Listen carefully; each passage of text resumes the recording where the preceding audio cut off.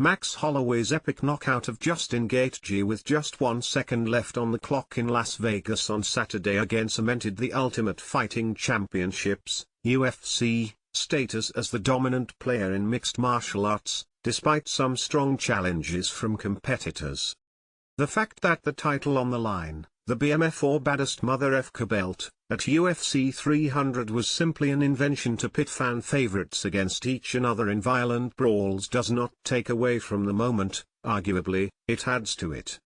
This is the moment, this is what BMFs is known for. If that's not a BMF moment, I don't know what is. Holloway, who was leading on the judges' scorecards when he called Gaethje to stand toe-to-toe for a final showdown, told reporters. "Tonight totally embodied what that belt was built for, and there should be a picture of that fight in the dictionary when you look up BMF." Dana White, UFC president, beamed as he addressed the media after the card. With the clock ticking down in the 5th and final round, Hawaiian Holloway pointed to the center of the cage and invited Gaethje to meet him there, and the two unleashed flurries of punches until Gaethje suddenly folded like a poolside deck chair at one of the Strip's famous hotels, knocked out cold.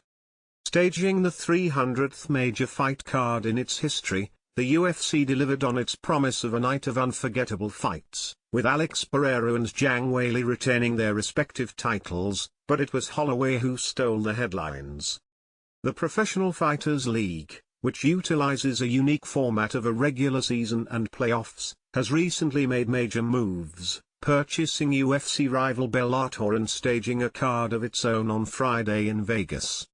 Whatever shine the PFL managed to take from the UFC soon disappeared as, less than 24 hours later, their former champion and biggest star Kayla Harrison made her UFC debut with a resounding submission win over Holly Holm.